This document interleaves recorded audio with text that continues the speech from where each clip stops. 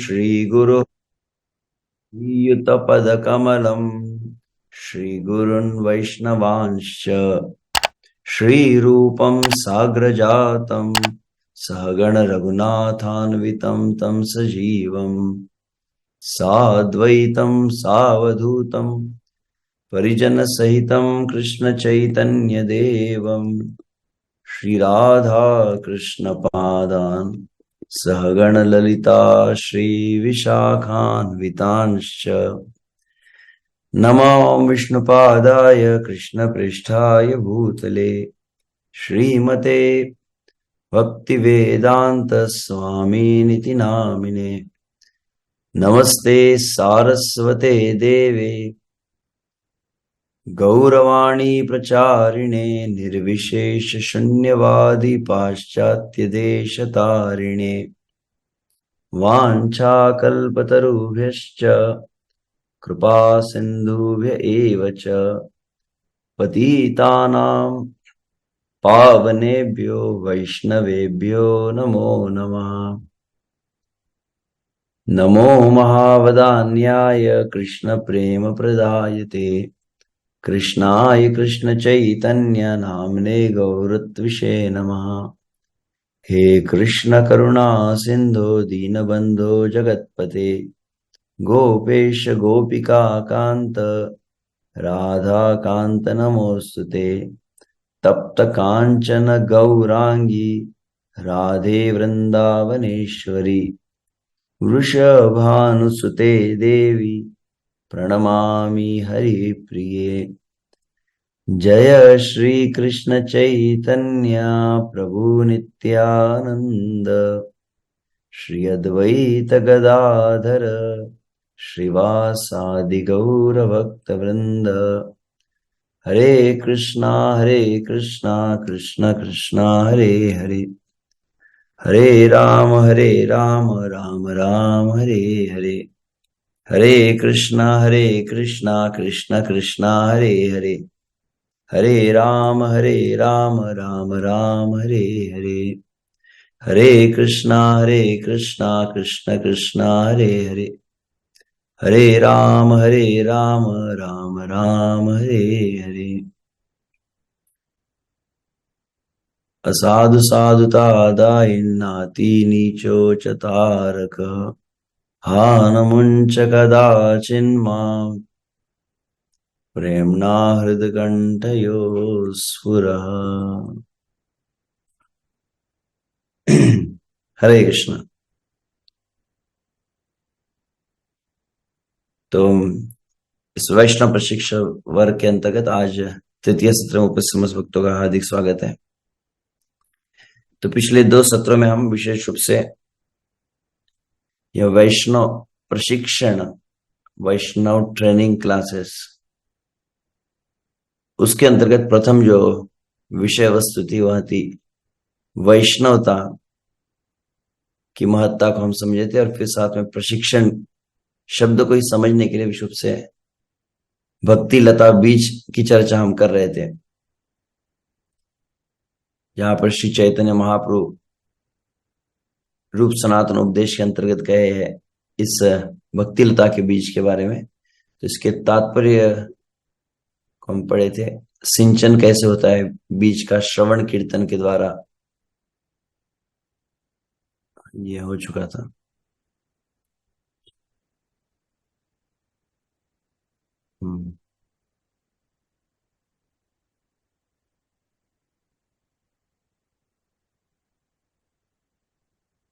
इसीलिए वहां पर अंत तक कहा गया कि श्रवण कीर्तन के द्वारा सिंचन हो और ध्यान रखा जाए कि यह वृक्ष का नाश न हो। विशेष रूप से जो हाथी माता कहा गया, हाथी माता अर्थात अपराध से।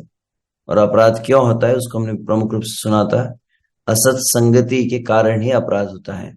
अतएव जो अपने आप को अपराध से मुक्त रखना चाहता है उसके लिए आवश्यक क्या है, वो सदा सर्वदा अपने को भक्तों की संगति में रखे।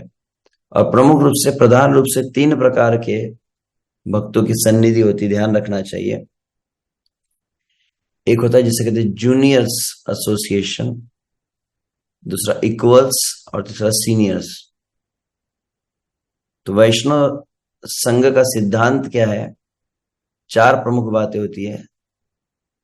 पहला, जिसे कहा जाता है रिस्पेक्ट ऑल, प्रथम सिद्धांत होता है। क्योंकि प्रत्येक जीव के हृदय में स्वयं भगवान श्री कृष्ण विराजमान है। जिस प्रकार से जब किसी मंदिर में भगवान को प्रतिष्ठित किया जाता है तो वह मंदिर जो है पूजनीय हो जाता है, वैसे ही समस्त जीवों के हृदय में प्रभु की उपस्थिति होने कारण ईश्वर अधिष्ठान जीवे जानी सदा, कुरो ही सम्मान आदर सर्वदा। तो वहां पर बतलाया जाता है, श्री चैतन्य महाप्रभु चैतन्य चरितामृत में कहते हैं कि समस्त जीवों को जो मान देना शब्द हम कहते हैं, सभी जीवों को हमें आदर देना है।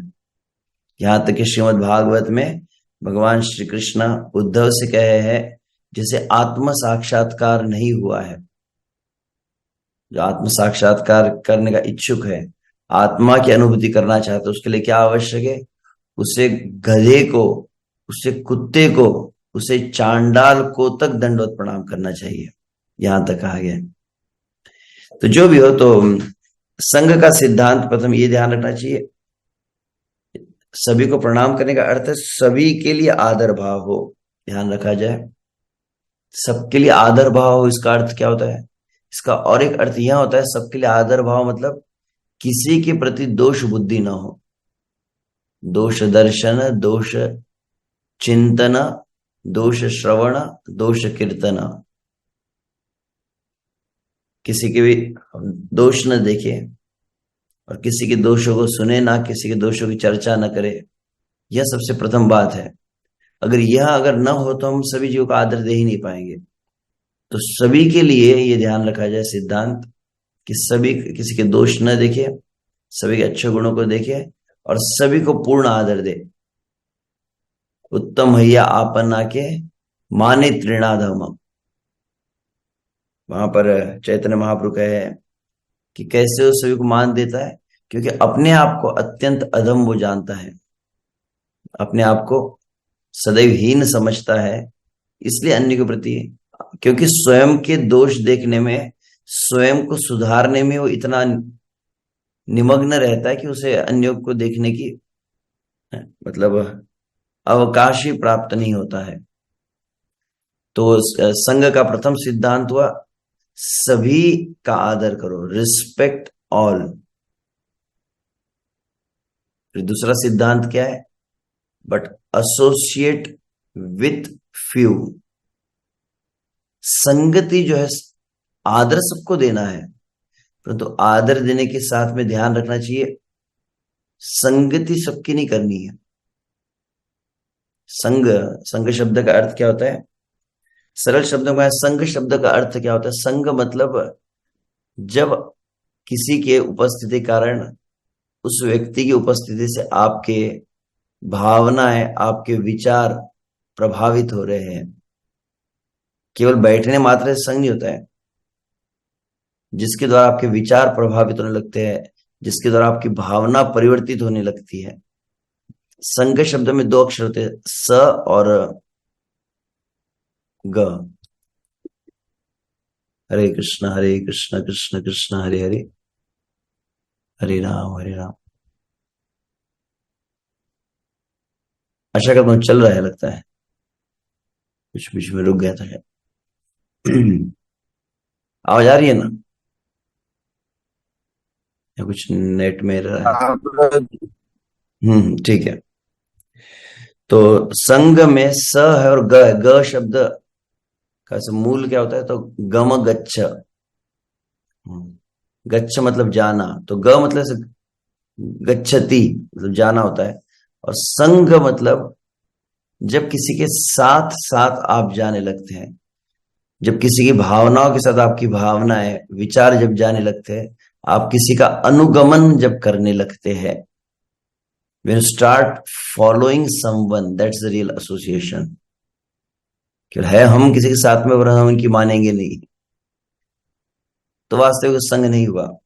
तो संग में अधिक आवश्यक बात यहाँ जो कही गई है, सम्यक रूपेण गमयति, मन से, विचार से, भावनाओं से जब आप किसी प्रभावित हो जाते हैं तो क्योंकि कई बार हम प्रश्न जो ये जब हम चर्चा करते हैं कि हमें अभक्तों की संगति नहीं करनी है, असत संगति नहीं करनी है, तो सर्वसाधारण तौर पे जो गृहस्थ जीवन में है, संसार में व्यवसाय कर रहे हैं, नौकरी कर रहे हैं, वे प्रश्न हमेशा पूछते ही है, प्रभु जी फिर तो हम बाहर रहते हैं, तो हम बाहर के लोगों के बीच में हमको उठना बैठना पड़ता है, तो फिर क्या किया जाए। तो व्यवहार एक बात होती है और संग दूसरी बात होती है।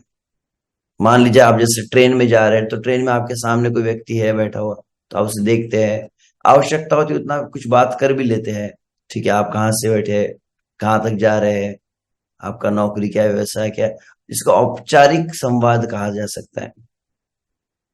No heart to heart connection, no feelings, भावनाएं नहीं जुड़ी वहां पर। जहां पर आपकी भावनाएं जुड़ जाती है, हार्ट टू हार्ट कनेक्शन होता है, अपने हृदय की गोपनीय विचारों को आप कहने लगते हैं और उनके गोपनीय विचार से आप प्रभावित होने लगते हैं, तो वह संग होता है। तो विश्व से संसारी कार्यों में जब हम रत रहते हैं, नौकरी में, व्यवसाय में है, संसारी लोगों के बीच में रहते हैं, उनके साथ व्यवहार करना है, संग नहीं करना है। मतलब उनसे प्रभावित बहुत नहीं होना चाहिए। तो प्रभावित नहीं होने का क्या उपाय किया? एक तो किया जाता है कि उनके साथ में आप अधिक किससे प्रभावित हो जाते हैं?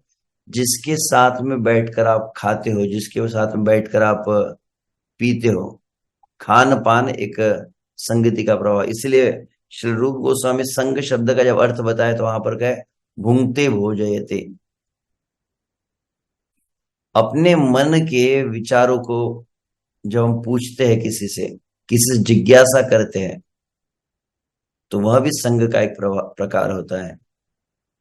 तो अपने मन की बातें विश्व से भक्तों के संगति में, जो आध्यात्मिक ज्ञान में अनुभव की है, जो साधना में लगे हैं, ऐसे भक्तों से हमें संग करना है। संसारी लोगों को आप जाकर अपना अगर संसार का अपने दुख और कष्ट बताएंगे तो संसारी लोगों की विशेषता क्या है? संसारी लोग भले ही बाहरी रूप से स्नेह क्यों नहीं दिखाए, परंतु वह स्नेह श्री कृष्ण विमुख करवा देता है, श्री कृष्ण से दूर लेकर जाता है। यह उसका दोष है। तो पहली बात मैंने कही कि उनके साथ, जिनके साथ खान पान करते हैं, जिनके साथ में आप अपने हृदय के भावनाओं का आदान प्रदान करते हैं, और जिनके साथ जिनसे आप कुछ भेंट लेते हैं, जिन्हें कुछ भेंट देते हैं, ये कुछ क्रिया है जिसके द्वारा तुरंत संगति होती है। तो इसलिए संघ का प्रथम नियम हुआ कि associate, respect all, associate with few. Associate with few मतलब भक्तों की संगति, जो भगवान श्री कृष्ण का भजन करते हैं, श्री कृष्ण का नाम लेते, उनकी संगति करनी है। संसारी लोगों से व्यवहार होना चाहिए। अन्यथा जिस प्रकार से कोई अगर बकेट हो, आप उसमें पानी भरते रहे और नीचे से अगर उसमें छिद्र हो, जितना कुछ भरते हैं वो तुरंत निकल जाता है। श्री विश्वनाथ चक्र ठाकुर इस बात को बतलाए हैं कि भक्ति तुरंत परिवर्तन को प्रदर्शित करती है, भक्ति के द्वारा तुरंत भाव प्रकट होने लगते हैं, वहां पर बतलाया जाता है। और यदि नहीं हो रहे तो प्रधान कारण कौन सा है? तो विश्वनाथ चक्र ठाकुर प्रधान कारण असत संगति को बताएं। जितना सत्संग हम करते हैं, जितने सत्संग में हम सावधान नहीं रहते, जितने सत्संग में सावधान रहते हैं, उससे अधिक असत्संग के प्रति हम असावधान रहते हैं। तो भी जैसे प्रवचन होता है, तो क्योंकि हम संसार में असत संगति में बहुत जन्मों तक रहे हैं, हम उस असत संगति का बहुत अच्छी तरह से अभ्यास हो चुका है।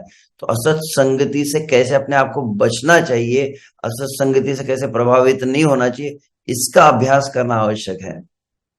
प्रारंभ में कि किनके सामने कितना बोला जाए, कैसे व्यवहार किया जाए, तो वह आवश्यक है। तो इसीलिए वहां पर कहा गया कि सभी का आदर हो, पशु का भी आदर, समस्त जीवों का आदर किया जाए। मृगारी तो चींटी तक को आदर दे रहा था, हम देखते हैं। परंतु प्रमुख रूप से संगति सबकी नहीं करनी है, व्यवहार करना है। संगति किनकी करनी है? तो कहा गया है कि भक्तों की संगति करनी चाहिए। तो आदर सबको दिया जाए, संगति भक्तों की जाए, परंतु भक्तों की संगति में भी अब श्रीमद् भागवत 3 प्रकार के भक्तों का वर्णन किया, कनिष्ठ, मध्यम, उत्तम। या हमारे सरल भाषा में कहा जाए तो कुछ है जो अ, कम जानते हो, कम अभ्यास किए हो, कम साक्षात्कार किए हो, और दूसरे जो हमारे लगभग बराबरी के हो, और तीसरे जो हमसे वरिष्ठ। तो वरिष्ठता वैसे उम्र की भी होती है, वरिष्ठता वैसे साक्षात्कार की भी होती है, वरिष्ठता सेवा की भी होती है। हमसे अधिक काल से सेवा कर रहे हैं, हमसे अधिक काल से वह साधना कर रहे हैं, हमसे अधिक उन्होंने से अनुभव किया है, हमसे अधिक यदि वो गुरु वैष्णव की कृपा को प्राप्त किए, उस दृष्टि से भी सरल शब्दों में कहा जाए तो श्री रूप गोस्वामी कहते, कृष्णेत यस्य गरितम मनसा दियेत। तो केवल एक बार भी कोई कृष्ण कहता है, मतलब कृष्ण नाम का जो जप करता है, उसको वास्तविक वहां पर ऐसे प्रारंभिक भक्त कहा गया है। मध्यम किसे कहा गया? कृष्णेत यस्य गरितम मनसा द्रियेत दीक्षास्ति चेत प्रणतभिश्च भजन्तमीशम। और जो दीक्षा अर्थात जो गुरु का आश्रय ले लिया है, और गुरु का आश्रय लेकर भजंतम, जो सेवा में रत है। कैसी सेवा? निरंतर सेवा में, निरंतर नाम कीर्तन में, निरंतर श्रवण आदि में पूरी तरह से निमग्न, उसे मध्यम कहा गया है। जिसके लिए विश्व से कहा जाता है अव्यर्थ कालत्वम, क्षण मात्र भी जो अपना व्यर्थ नहीं गवाता है, ऐसे वास्तविक मध्यम है। और यथार्थ रूप से देखा जाए तो वास्तविक हम मध्यम से भी बहुत नीचे है अभी। मध्यम के जितने अधिकार जो बतलाए गए हैं, उसे अगर ध्यान से देखा जाए तो उसको अगर विचार करने पर मध्यम से जो निष्ठा आदि को प्राप्त किया है भक्ति में, अविचल जिसकी श्रद्धा हो गई है, जिसका भजन साधन कभी बाधित होता ही नहीं, अखंडित बना रहता है, उसको निष्ठा अवस्था कहिए। और फिर अंततः उत्तम का जो वर्णन किया है, उत्तम अर्थात जो निरंतर भजन में लगा हो, निरंतर सेवा में लगा है, निरंतर साधना में लगा है, वह मध्यम है। और जिसकी संगति से अन्य लोग साधना में प्रवृत्त हो जाते, वह उत्तम है। जहार दर्शने मुखे आई से कृष्ण नाम, जिसकी संगति से विश्वनाथ ठाकुर कहे अभी, क्योंकि तीसरा जो बात मैं कह रहा था, हमको आदर सभी को देना है, संगति भक्तों की करनी है, परंतु भक्तों की संगति में भी ध्यान रखना चाहिए। 3 जो प्रकार होते हैं, तो एक मोटा मोटी जो सिद्धांत है, कई बार जब हम प्रचार करते हैं, नए नए लोग आते हैं, नए लोग माला लेते हैं, जप करने लगते हैं, और कई बार हम ऐसे जो नए नए लोग हैं उनको मार्गदर्शन देते हैं, परंतु मार्गदर्शन देते हैं उनके साथ ही बहुत अधिक समय बिताने लगते हैं। तो सदा सर्वदा केवल अगर नए नए भक्तों के बीच में रहेंगे, जो आपसे सीख रहे हैं, आपसे प्रश्न पूछ रहे हैं, आप उनको उत्तर दे रहे हैं, आप उनको गाइड कर रहे हैं, अच्छी बात है, आपको कृपा मिल रही है। परंतु आपको कृपा ऊपर से मिली, वो आप कृपा इनको दे रहे हैं ना, तो इनको देने देने में ऊपर से कृपा लेना भूल गए तो क्या हुआ? आपका अपना स्टॉक कम होने लगता है। आप केवल देने लगेंगे और नहीं लेंगे तो क्या होगा? आपका स्टॉक कम हो रहा है ना, मतलब थोड़ा थोड़ा धीरे धीरे एक दोष आने लगता है। कौन सा है? अहम दोष। क्योंकि हमको कोई गलत, हमारी गलती बता नहीं रहा है, सब आपको कहेंगे प्रभु जी प्रभु जी, आपको देख के सभी दंडवत करेंगे, सभी आपको अगर आदर देने लगे तो फिर क्या होगा? फिर वहां अहम आ जाता है। इसलिए वहां पर कहा गया कि 20, जहां तो मुझे स्मरण है, कोई वक्त याद दिला सकते हैं, 20% दिया गया जहां तुझे, कि आपका अगर 100% जो संगति होती है उसमें 20% या 20-25% जो है ऐसे नए नए भक्तों के साथ में रह जाए। कई बार क्या होता है, लगभग 90% इनके साथ ही रहते हैं। तो यह, तो उनको उतना फिर आप आगे नहीं बढ़ाएंगे, क्योंकि आप एक अवस्था तक आगे बढ़े हैं, परंतु आप किसी की मदद लेकर आप स्वयं आगे अगर न बढ़े तो क्या करेंगे? अगर एक कनिष्ठ अधिकारी पे जो अवस्था पे रहने वाला भक्त जो है दूसरों को केवल कनिष्ठ तक ही पहुंचा सकता है, क्योंकि वो स्वयं कनिष्ठ अवस्था में तो अन्य को भी कनिष्ठ तक पहुंचा सकता है। इसीलिए उसे क्या करना चाहिए? पहली बात है कि जो नए हैं उनको मार्गदर्शन दे, वह भी आवश्यक है, उससे कृपा प्राप्त होती है। अन्यों को मदद करे भगवान की सेवा में, नयों को और अधिक उनकी जो भी प्रश्न है उनके उत्तर दे, उनकी शंका का समाधान करे। परंतु साथ ही में दो बातें आवश्यक है। अपने बराबरी में जो भक्त होते हैं उनकी संगति में रहकर सेवा करे। और तीसरी बात है, जो अपने से वरिष्ठ हो, जो उस भक्ति मार्ग में हमसे अधिक अनुभव किए हो, कृपा प्राप्त की हो, ऐसे भक्तों से मार्गदर्शन, जिसे हम कहते हैं काउंसलिंग भी कहा जाता है, जो पथ प्रदर्शन करे, जो हमको चेक करते हैं, हमारे दोषों का निवारण करते हैं, हमारी गलतियों का हमें एहसास करवा, ऐसे भक्तों की संगति भी अति आवश्यक है। तो पिछले तात्पर्य हमने जहां पर ये बात कही थी, तो वो शब्द पर पिछले बार ये शब्द बताना मैं रह गया था, तो चार बातें केवल मैं कह देता हूं, इसको आप लिख सकते हैं। Respect all, associate with devotees, आदर सबको, संगति भक्तों की, परंतु उस भक्तों की संगति में तो respect all, associate with devotees, guidance from very few, मार्गदर्शन, ये भी ध्यान रखना चाहिए, मार्गदर्शन विशेष रूप से जिनसे हम भक्ति मार्ग में प्रेरित हो रहे हैं।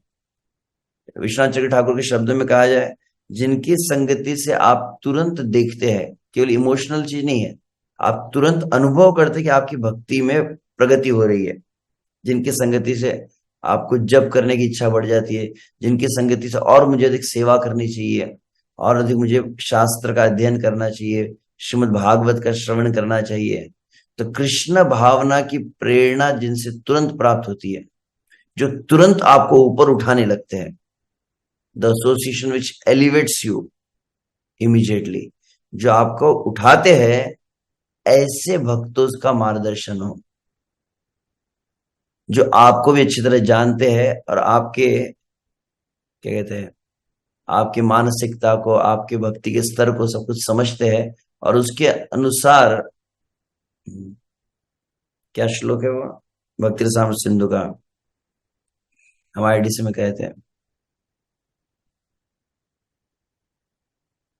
किसी श्लोक याद है? सीनियर एसोसिएशन के बारे में, काउंसलिंग के विषय में आता है। अगली बार मैं कह दूंगा, मैं अगली बार हम दिखा देंगे। हाँ, साधु संग सतोवरे, पहला शब्द छूट रहा है कुछ तो भी। हरे कृष्ण प्रभु जी। हाँ सजाती सजातीयाशय सजातीय स्निग्धा, सजातीय स्निग्ध साधु साधु सतोवरे श्रीमद् भागवत अर्थानाम आस्वादय रसिको ही सह। धन्यवाद। तो सजातीय स्निग्धाशय साधु संग सतोवरे, चार बातें वहां पर कही गई है। सजातीय मतलब आप जिस मार्ग में, जिस संप्रदाय में, जिस पंथ में है, जिस श्रील प्रभुपाद जी, श्री चैतन्य महाप्रभु के आंदोलन जुड़े हैं, ऐसे जो जाति के है, मतलब उसी साधना में लगे, एग्जैक्ट उसी मूड को जो फॉलो कर रहे हैं। सजाति के कई अर्थ हैं, तो सजाति मतलब अपनी जाति बिरादरी वाला, तो अपनी बिरादरी मतलब ऐसा नहीं मराठी वाले मराठी से गाइडेंस लेंगे, ऐसा अर्थ नहीं लेना चाहिए कि बंगाली बंगाली, उड़िया उड़िया, इस तरह का नहीं है। सजाति का अर्थ विशुभ से, सजाति का प्रथम अर्थ है कि जिस पंथ में आप है। मुझे आज भी स्मरण है, मैं विशुभ से एक समय परम पूज्य श्री लोकनाथ स्वामी महाराज जी के साथ में था, जहां पर देखा गया कि कोई भक्त जप वगैरह कर रहे थे, परंतु जप के साथ में वो कुछ अन्य, मतलब गौड़ीय मठ आदि जैसे है, जहां पर हरे कृष्ण महामंत्र के विषय में कहा जाता है, ऐसे कुछ शिक्षाओं के विषय में प्रश्न पूछा गया महाराज जी से। और महाराज ने कहा कि अच्छा हो कि आप वहां से ना पता करें, वहां से न पूछे, तो फिर प्रश्न था कि एग्जैक्ट वो भी चैतन्य महाप्रभु के बारे में कह रहे हैं, वो हरे कृष्ण महामंत्र ही बोल रहे हैं, और वो तो शुद्ध भक्ति के विषय में बता रहे हैं, रूप सनातन गोस्वामी विश्वनाथ चक्रवर्ती ठाकुर का नाम ले रहे हैं। तो प्रभुपाद ने कहा there is difference in, Maharaj ji ने कहा था there is difference in the mood. जो श्रील प्रभुपाद का जो मनोभाव था एग्जैक्ट वह नहीं है। तो सजातीय का अर्थ एक यह होता है, तो अगर आप जिसका भावना विशुद्ध से देखा जाए, कई बार कई ऐसे भी कुछ भक्त वगैरह रहेंगे जो बहुत अधिक शुद्ध भक्ति के बारे में वो कहेंगे, ब्रज भक्ति है, और फिर राधा कृष्ण की लीला चिंतन आदि सब ऐसी बड़ी बड़ी बातें करते हैं।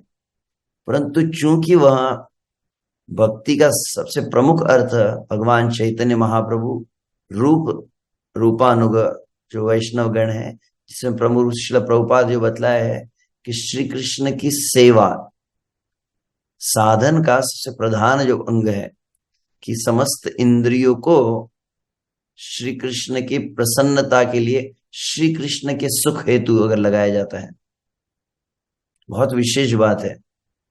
हरि गुरु वैष्णव जो है, वैष्णव गुरु भगवान के प्रसन्नता के लिए समस्त इंद्रियों को लगाना, वास्तविक यह भक्ति है।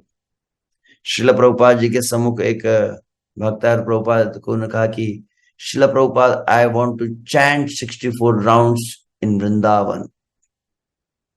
अंग्रेजी में प्रभुपाद ने कहा कि मुझे वृंदावन में मेरी इच्छा है कि मैं वृंदावन में 64 माला जप करें। तो प्रभुपाद ने वाक्य जब सुना, आई वांट, शब्द क्या वांट था, मतलब मैं चाहता हूं ना, तो I want to chant 64 rounds in Vrindavan. तो प्रभुपाद ने कहा if you want then it is sense gratification. Prabhupada, जहां तक मुझे वृंदावन मायापुर कहा था, जो कुछ प्रभुपाद ने कहा तुम चाहते हो, तो उसमें तो फिर वास्तविक श्री कृष्ण की प्रसन्नता का भाव नहीं रहा। तो फिर वह भी इंद्रिय तृप्ति सूक्ष्म रूप से, क्योंकि निज सुख वांछा है, गुरु वैष्णव कृष्ण की सुख का विचार नहीं है। तो यह वास्तविक, ये अत्यंत सूक्ष्म बात है। भक्ति इतने सूक्ष्म है कि आप कब चूक जाएंगे आप पता भी नहीं कर पाएंगे। इसलिए बहुत सतर्क होना पड़ता है कि हम सही मार्ग में हैं। तो इसीलिए आवश्यक है, जो मैंने कहा कि ऐसे कुछ, तो वहां पर देखा कि ऐसे कुछ भक्त जो बहुत शुद्ध भक्ति आदि बात करेंगे, परंतु जो रूप गोस्वामी महाप्रभु जो सिखलाए है, जो वास्तविक शास्त्र बतलाते हैं कि समस्त इंद्रियों को लगाना चाहिए। बोलते ये नए लोगों के लिए होता है सेवा वगैरह करना, अब तुम लीला चिंता आदि करेंगे। और देखा गया कभी ऐसे अपरिपक्वता वाले अंततः पतन आदि होता है। तो इसलिए बहुत सावधान है। तो सजातीय शब्द है, तो सजातीय का जो अपने श्रील प्रभुपाद का मनोभाव जानते हैं, श्रील प्रभुपाद के आंदोलन में निष्ठा पूर्वक जो लगे हुए हैं। सजाती का और एक अर्थ वैसे यह भी है कि सजातीय मतलब जिसके साथ अपनी मैचिंग अच्छी होती है, इसके साथ हमेशा खटपट होती रहती होंगी। वैसे स्निग्ध में आता है, स्निग्ध में वो स्नेह आता है। सजातीय में और एक अर्थ आता है कि विश्व से, जैसे सरल शब्दों में कहा जाए तो, जैसे पुरुष है वह पुरुष को मार्गदर्शन करते हैं, स्त्री स्त्री को मार्गदर्शन करते हैं, तो वही जाती हुई। क्योंकि आध्यात्मिक मार्ग में यह भी आवश्यक है कि जैसे व्यक्तिगत जो मार्ग, एक कॉमन सत्संग अलग बात होती है, परंतु व्यक्तिगत रूप से आपको जब शिक्षा प्राप्त करनी हो तो श्रेष्ठतम यही पद्धति होती है कि जो स्त्री शरीर साधक जो होते हैं, वह जो माता जी उनको मार्गदर्शन करते हैं, और जो प्रभु जी, प्रभु जी को मार्गदर्शन करते हैं। तो सजातीय स्निग्ध साधु संग स्वतो वरे। तो पहला शब्द सजातीय, दूसरा शब्द स्निग्ध। स्निग्ध मतलब स्नेह होता है, जिनके प्रति स्वाभाविक स्नेह आपका रहता है, स्वाभाविक जिनके प्रति अपनापन आपको लगने लगता है। और स्वतो वरे, आपसे थोड़ा अनुभव अधिक है उनका, आपसे अधिक वह निष्ठा पूर्वक प्रभुपाद के आंदोलन में सेवा में लगे हुए हैं। और तो सजातीय स्निग्ध स्वतोवरे श्रीमद भागवत अर्थानाम आस्वादय रसिको विसह। और जो आस्वादय रसिक, कृष्ण भावना को अत्यंत आनंद पूर्वक जो पालन करते हैं, जो स्वयं प्रसन्न रहते हैं। अब जो भक्त खुद ही रोता रहता होगा, हमेशा कंप्लेंट करते ये ठीक नहीं वो ठीक नहीं, ऐसे वक्त से आप गाइडेंस लेंगे तो आपकी गाड़ी नीचे उतरने वाली है। मुझे याद है एक बार एक भक्त कह रहे थे, शुभ से कई बार भक्त प्रभु जी ब्रह्मचारी बने, गृहस्थ बने, कहते प्रभु जी देखो ब्रह्मचारी कलयुग में बहुत कठिन है, सब गृहस्थ बन रहे हैं। तो वहां पर एक भक्त ने बहुत सुंदर बात हमें स्मरण है, लगभग 15 साल पहले मैं सुना था। तो वो कहे थे कि जब आप पर्वत पर चढ़ रहे, पर्वतारोहण कर रहे, तो आवश्यक क्या है, पर्वत की शिखर पर जो पहुंच चुके हैं, जो सफलता पूर्वक उस पर्वत का पर चढ़कर जो शिखर पर पहुंचे, उनको आपको देखना चाहिए। तो मान लीजिए 5 लोग ऊपर पहुंचे और 5 लोग फिसल कर नीचे गिर चुके, यदि जो नीचे गिरे उनको देखेंगे तो आपका उत्साह कम हो जाएगा, परंतु ऊपर पहुंच चुके हैं उनको देखने से आपको उत्साह मिलता है। तो वैसे कृष्ण आंदोलन में जो स्वयं निष्ठा में स्थित है, जो हमेशा कृतज्ञता के भाव से पूर्ण हो, जो भी गुरु के द्वारा, परंपरा के द्वारा, आचार्य कृष्ण के द्वारा जो प्राप्त हुआ है, उसके प्रति सदैव ऋणी अनुभव करते हैं और सदैव उत्साहित रहते हैं। एक विश्व से काउंसलिंग का एक कारण, प्रमुख जो योग्यता है वो है, he is always enthused and he is able to enthuse you. जो स्वयं उत्साहित है और आप में तुरंत उत्साह का संचार कर सकते हैं। आप कितने भी नकारात्मक क्यों न, तुरंत आपको सॉल्यूशन दे देते हुए, ऐसी संगति को कहा जाता है रसी। आस्वाद है रसिक का अर्थ है जो भजन में बहुत प्रसन्न है और बहुत प्रसन्नता पूर्वक कृष्ण भावना का अनुशीलन कर रहे हैं, और वो आपको सिखला सकते हैं कि भजन को कैसे सुखपूर्वक करना चाहिए, कैसे जब अच्छे से करना चाहिए, कीर्तन में कैसे सुख लेना चाहिए, सेवा में सुख कैसे लेना चाहिए, इसे कहा जाता है। तो ऐसी संगति को वरिष्ठ संगति, मैं ये शब्द इसलिए कहा कि तात्पर्य यहां पर आया था, इसके पिछले जो तात्पर्य में वरिष्ठ, जो फेंसिंग मतलब क्या, अपने आप को वरिष्ठ भक्तों की संगति में रखना। तो 4 सिद्धांत में पहला हुआ सभी को आदर दो, दूसरा है भक्तों की संगति करो, तीसरा है कुछ गिने चुने हो। तो गिने चुने इसलिए भी है क्योंकि 10 लोगों को तो पिंडे पिंडे मतिर भिन्ना कहा जाता है। अब 10 लोगों से एक ही बात पूछेंगे, प्रभु जी आपको क्या लगता है मैंने कितना जप करना चाहिए, फिर वो बोलेगा एक बात बोलेगा, फिर दूसरा भक्त बोलेगा।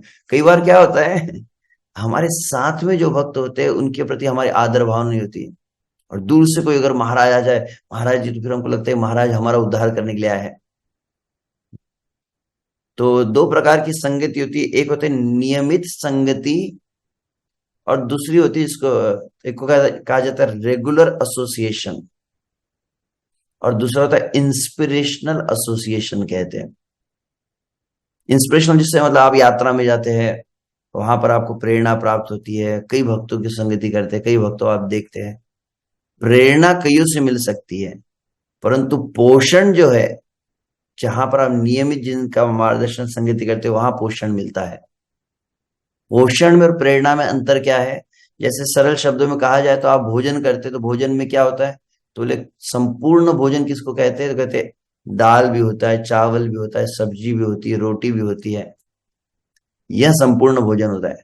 अब इसके साथ में आप पापड़ ले लेते हैं, फिर चटनी ले लेते हैं, फिर अचार ले लेते हैं, फिर कभी कभी कुछ छाछ भी ले लेते हैं, तो ये क्या हो गया, ये एडिशनल चीज है ना, कुछ कुछ जीवा के लिए हो, फिर कभी कुछ पाचन के लिए कुछ अलग चीजों को लिया जाता है। तो आप नियमित जो संगति कर रहे हैं वह है आपका भोजन। और बीच बीच में कभी साल में एक बार कहीं यात्रा में जाते हैं, कभी वरिष्ठ, कोई बहुत ही वरिष्ठ भक्तों की संगति लेते हैं, तो वह सलाद की तरह है, मान लीजिए वह चटनी की तरह है, वह अचार की तरह है। केवल चटनी और अचार खाने से पेट नहीं भरने वाला। कुछ लोग क्या करते हैं, प्रभु जो हम यूट्यूब के ऊपर सुनते हैं, इसको सुनते हैं, उसको सुनते हैं, 10 लोगों को सुनते हैं, परंतु जिनको आप सुन रहे हैं वो आपको थोड़ी जानते हैं, वो आपको बैठा कर सिखा थोड़ी सकते हैं, वो आपको मार्गदर्शन नहीं कर सकते हैं। तो कल्पना की कोई व्यक्ति अगर कहे कि मैं 10 दिन 1 महीना क्या करूंगा, केवल सलाद खा के रहूंगा, तो कमजोर हो जाएगा। जो नियमित भोजन करेगा, तो नियमित भोजन के साथ में सलाद भी फिर सहायक होता है। परंतु बिना भोजन केवल सलाद आदि, केवल चटनी लेता रहे, केवल अचार ही चाटता रहे, तो लाभ नहीं मिलेगा। तो वैसे ही दोनों प्रकार की संगति जो आवश्यक है, नियमित संगति मतलब जो हमारे सामने होते हैं, हमें देखते हैं, हमारे समस्त प्रकार के दोष को जानते हैं और कैसे हमको आगे बढ़ाना है उसमें मदद करते हैं।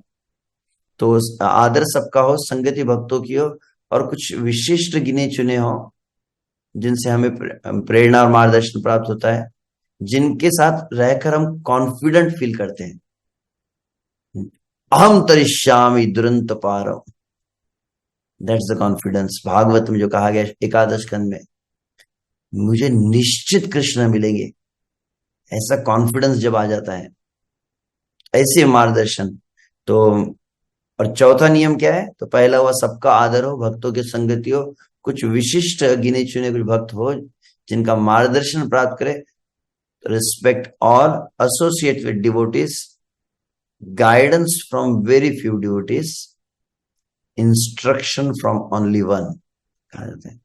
परंतु डायरेक्ट अब जो करना क्या है, यह जो मेरे जीवन में मुझे किस तरह का जीवन यापन करना है, विशेष से इसमें दीक्षा गुरु आदि होते हैं या प्रमुख हमारे कोई गुरु होते हैं, वह यहाँ पर आते हैं।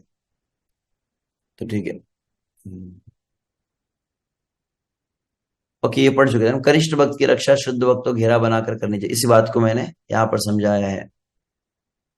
जब कोई अभक्तों की संगति करता है तो प्रमत्त हाथी खुला छूट जाता है। तो प्रमत्त हाथी अर्थात यह वैष्णव अपराध कब होता है? अभक्तों की संगति कारण। इससे चैतन्य महाप्रभु ने असत संग त्याग ये शब्द कहा है। तो तथाकथित जो परिपक्व भक्त है, तथाकथित परिपक्व भक्त का मैं अर्थ बताया था, जो सो कॉल्ड एडवांस डिवोटी, मतलब अपने आप को समझते कि मैं बहुत बढ़ गया हूं। शुद्ध भक्तों की संगति, शुद्ध भक्तों की संगति सबको डाइजेस्ट नहीं होती है, ध्यान रखना चाहिए। बहुत अधिक को शुद्ध बात करने लगे बोलते कि अति तिथे माती, मराठी में कथन होता है। तो इसी को यहाँ पर भी लागू करते कि, और फिर एक शब्द, कई बार आप अपनी भक्ति के और शास्त्र के शब्दों को ही अपने दोष को छुपाने के लिए प्रयोग किया जा सकता है। ज्यादा अगर सेवा करनी में कठिनाई हो रही है तो प्रभु जी मैं तो पति जीव हूं। साधना अगर में चूक हो रही है, हमसे गलतियां हो रही है, तो लेकिन प्रभु जी भगवान की माया बहुत प्रबल है, भगवान ने कहा मो माया दुरत्या, कैसे बच सकते हैं? और अधिक बार बार यदि गलतियां हो रही तो बोलते प्रभु जी कलयुग है ना। तो वैसे ही श्रीमद् भागवत के पंचम स्कंद में किनका प्रसंग आता है? भरत महाराज का। भरत महाराज जब हिरण का बच्चा वहां पर आया तो भरत महाराज ने बहुत सुंदर कुछ वचन कहे कि लगता है कि ईश्वर का ही विधान है, यह काल का ही चक्र है जो अंततः ये इसको मेरे पास लेकर आया है, और मेरा एक कर्तव्य है कि इसका मुझे पालन पोषण करना चाहिए। और वहां पर आचार्यगण बतलाते, कई बार आप शास्त्र का आधार लेकर भी गलती कर सकते हो। कई लोग बोलते हैं प्रभुपाद जी ने कहा, प्रभुपाद जी ने किस समय क्या कहा वो भी ध्यान रखना चाहिए। कुछ भी आपको करना, प्रभुपाद जी ने कहा कह देते, प्रभुपाद जी ने कहा कि ऐसा करना चाहिए वैसा करना चाहिए। तो उसी प्रकार से एक शब्द आता है क्या, बोले अतिशय भक्ति चोरे लक्षण, कि पाखंड दम का एक लक्षण होता है, बहुत ज्यादा दिखावा करता है वह और अति भक्ति दिखलाता है। तो ऐसा ही हम कहते, तो विशेष रूप से कुछ भक्त होते हैं जो प्रगति नहीं करना चाहते, वो अधिक प्रगति के विषय में सुनना भी नहीं चाहते। तो अभक्तों के संपर्क में आने से अव्यक्ति में कार्य व्यसनता परिपक्व भक्त प्रमत्त हाथी रूपी अपराध के प्रभाव में आ जाता है। ऐसे अपराध से भक्ति लता में जो वृद्धि होती है वह भी तुरंत उन्मूलित हो जाती है। अतः लता के चारों ओर बाड़ लगाकर, बाड़ मतलब क्या कहते हैं? फेंसिंग, कुंभन जो कहा जाता है। कौन सा फेंसिंग? विधि विधानों का पालन करके तथा शुद्ध भक्तों की संगति, strictly following rules and regulations. वैदिक भक्ति के, साधना भक्ति के सभी, इस समय उठना चाहिए, इस समय जप करना चाहिए, इस समय पढ़ना चाहिए, एग्जैक्ट विधि विधानों का पालन करना। फेंसिंग मतलब दो चीजें कही गई यहाँ पे, विधि विधानों का पालन करना और शुद्ध भक्तों की संगति करना। यह दो करने से भक्ति का रक्षण, हमेशा हम संरक्षित रहते हैं, जिस प्रकार से एक नन्हा शिशु अपने माता के आश्रय में रहता है। यदि कोई सोचता है कृष्णावत संघ में आने का एक झूठे भक्त या भक्त है, फिर भी उसे संघ से जुड़े रहना चाहिए। और लगता है कि नहीं नहीं प्रभु जी ये भक्त थोड़ी वो भक्त, कुछ भी हो जाए संघ से हमें दूर नहीं जाना चाहिए। यदि कोई सोचता है कि संघ के सदस्य शुद्ध भक्त नहीं, तो सीधे गुरु की संगति कर सकता है, और यदि संदेह उसका निवारण गुरु से करवाना चाहिए। किंतु भगवान के पवित्र नाम का श्रवण कितना विधि विधान संबंधी गुरु के आदेश का पालन किया कोई शुद्ध भक्त नहीं बन सकता। No one can become pure devotee without strictly following rules and regulations. विधि विधान जो गुरु दिए है उन आदेशों का पालन न करे, कोई विचार करे मैं शुद्ध भक्त बन जाऊंगा, अब मुझे कोई विधि की आवश्यकता नहीं है, केवल मनोकल्पना से उसका पतन होगा। अब भक्तों की संगति करने से नियमों का उल्लंघन करता है, जिससे उसका विनाश हो जाता है। किंतु लतार संगे उठे उपशाखा भुक्ति मुक्ति वांछा यत असंख्य तार लेखा। तो पहली बताया गया है कि सिंचन कैसे करना है। बीज मिला है, बीज को फिर श्रवण कीर्तन रेगुलर हम जो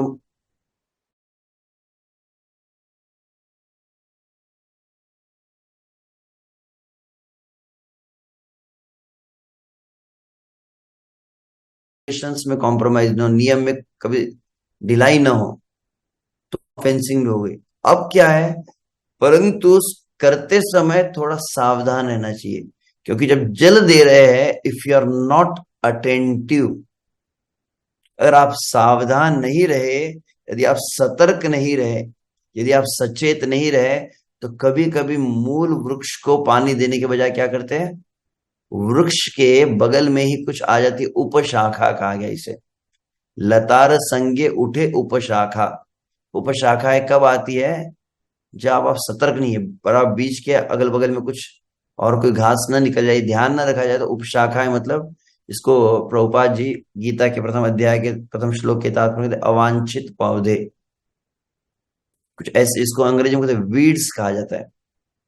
और ये अवांछित पौधे उपशाखा की विशेषता क्या है, ये जब उस मूल पौधे के अगल बगल में जो उगने लगते हैं, दिखने में बिल्कुल एक जैसे लगते हो।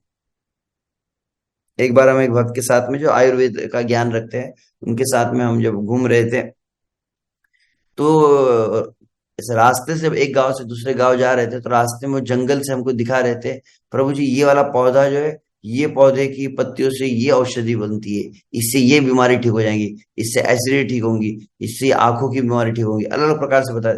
अब मैं जब देख रहा था तो सब पत्ते हरे हरे एक जैसे दिख रहे थे, मैं अंतर भी नहीं कर पा रहा था पौधों में, और बोलते ये नहीं ये पौधा इसका होता है, ये पौधा इसका होता है। तो अच्छा जानकार होना चाहिए, परख होनी चाहिए, तब आप कैच कर पाएंगे, अन्यथा आप मिस कर सकते हैं। तो अगर आप सतर्क न हो, सही प्रकार का आपको सिद्धांत पता न हो, शुद्ध भक्ति क्या है, मिश्र भक्ति क्या है, what is focus and what is deviation, कब आप भक्ति के मार्ग से विपथ हो जाते हैं, यह बात अगर न पता हो तो क्या होगा, कभी कभी भक्ति के साथ साथ में उपशाखाएं आ जाती है, और उस समय क्या कर रहे हैं आप, अब मान लीजिए मेन पौधा है और मेन पौधे के चारों ओर में कुछ उपशाखा आ गया, और आप क्या कर रहे हैं, आप नियमित रूप से पानी दे रहे हैं, परंतु आप ध्यान नहीं रख रहे कि उन अवांछित पौधों को निकालना है। तो नियमित जितना आप पानी देंगे, पूरा का पूरा पानी ये जो अवांछित पौधे खींच लेते हैं, और मेन बीच में जो पौधा होता है उसको मिलता ही नहीं है। तो क्या होता है, वो बीच में जो मेन पौधा था, जो बीज मिला था, वो पौधा सूखने लगता है, क्योंकि ये पूरा पानी चूसने लगते हैं। तो बहुत ध्यान रखना चाहिए। तो कौन सी अवांछित पौधे हैं, उपशाखाएं कौन सी है, किंतु लतार संगे उठे उपशाखा भुक्ति मुक्ति वांछा यत असंख्य तार लेखा। तो भुक्ति की कामना, भगवान का भजन करने के बाद मुझे क्या मिलेगा, यह जो भुक्ति कामना, संसार में मुझे क्या मिलेगा, मुझे नाम मिलेगा, कौन कौन सी वस्तु प्राप्त होंगी, कौन सी सुविधाएं मिलेंगी, भजन के द्वारा इस संसार की कामना करना, इसको भुक्ति कहा जाता है। और भगवान का भजन कर रहा हूं, भगवान की सेवा कर रहा हूं, भगवान की सेवा करने से मेरा कष्ट से मैं कैसे मुक्त होऊंगा, मेरे दुख से कैसे मुक्त होऊंगा, तो दुख निवृत्ति की जो कामना है यह मुक्ति कहलाती है। इसे मुक्ति मतलब इस संसार का सुख प्राप्त करना, तो संसार का सुख नहीं, परंतु संसार के दुख से मैं मुक्त होना चाहता हूं, इसे मुक्ति कहा जाता है। वास्तविक ही हम संसार के सुख प्राप्ति के लिए श्री कृष्ण का भजन नहीं करते, ना श्री कृष्ण का भजन हम संसार के दुखों से मुक्त होने के लिए करते हैं।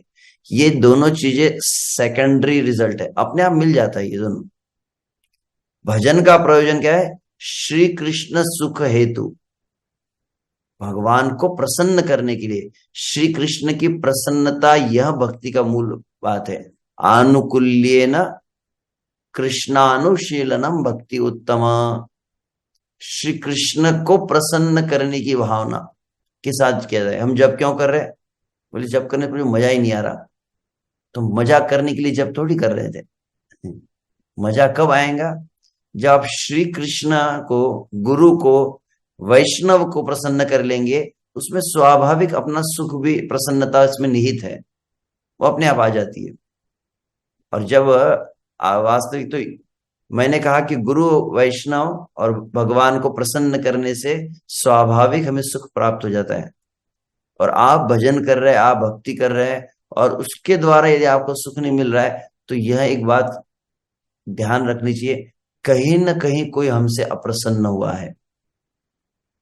वैष्णव गण हो, गुरुजन हो या भगवान, कुछ हमारी ऐसी क्रिया, कुछ ऐसा व्यवहार हुआ, कुछ ऐसी वाणी मुख से निकली है जिसके कारण अन्यों को जब वो कुछ दुख पहुंचा हो, कष्ट पहुंचा हो, अप्रसन्नता का कारण बना हो, तब उसका परिणाम होगा कि आपका भजन में आपको प्रसन्नता का अनुभव नहीं होगा।